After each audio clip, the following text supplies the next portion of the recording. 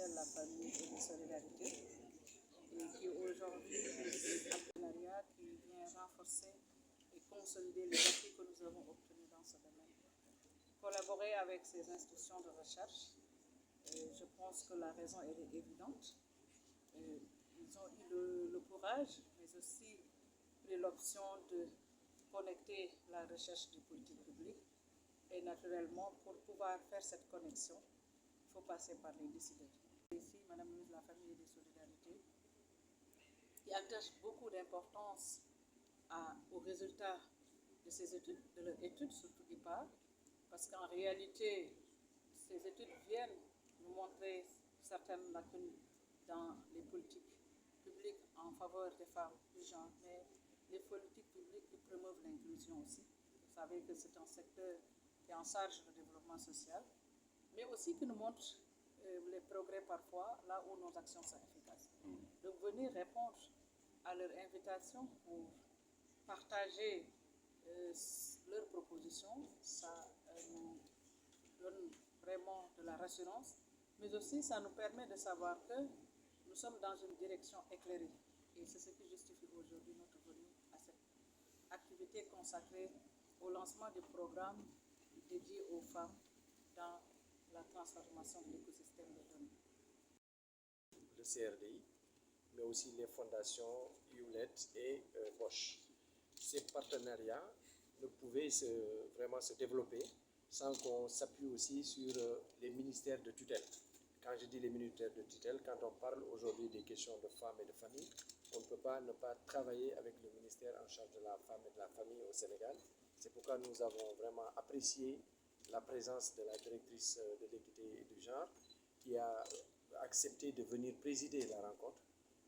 Et c'est une personnalité très dynamique qui a montré aussi ses compétences et son engagement dans plusieurs secteurs. Nous voudrions vraiment la remercier et vous dire aussi que c'est un programme en 3 temps.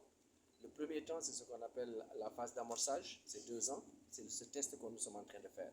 Quand on l'a lancé, il y a eu 1030 personnes qui ont postulé. Ça montre l'intérêt, parce qu'on voulait s'appuyer sur le leadership de femmes pour faire servir cela comme cow-boy, mais que de cow-boy actifs, comme disent effectivement les partenaires qui étaient là. C'est dire que si nous réussissons à le faire, ça nous permettra de donner du leadership et montrer la voie. La deuxième phase, c'est la phase d'accélération. On espère que sur 5 ans, on pourra maintenant accélérer le processus, non seulement toucher plus de monde, mais continuer sur la démarche. Et enfin, c'est la phase de consolidation que nous espérons effectivement une phase qui nous permettra de soutenir et de rendre durable ce type de processus. Parce qu'à terme, c'est à nos États aussi de pouvoir, quand on parle d'autonomisation, quand on parle d'endogénisation du financement, c'est de trouver les moyens internes, mais c'est les partenaires essayer de montrer la voie avec des chercheurs qui font l'expérimentation. Mais quand ça marche, aujourd'hui, vous vous rappelez que quand on décide nos politiques publiques, on est obligé d'attendre des cabinets internationaux qui viennent nous donner la voie. Aujourd'hui, on a les compétences dans nos États et nous voudrions montrer à nos États, et nous sommes heureux de constater avec le ministère en charge de la famille, qu'elles l'ont compris et elles ont tendance à recourir. C'est un plaisir pour le CRDI qui, depuis plus d'une cinquantaine d'années, collabore avec effectivement les institutions de recherche, mais aussi les décideurs pour appuyer l'utilisation des données probantes dans la prise de décision à plusieurs niveaux.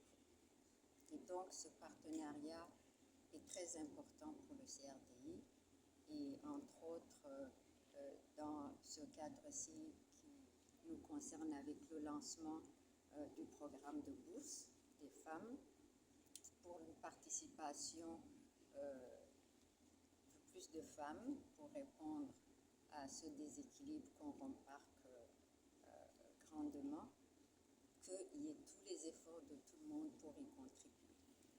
Et dans ce sens-là, je salue la collaboration qu'on a avec plusieurs institutions, effectivement, entre autres avec IPAR et avec ACED, les think tanks dans la région de l'Afrique de l'Ouest. Ce sont des relations de longue durée déjà.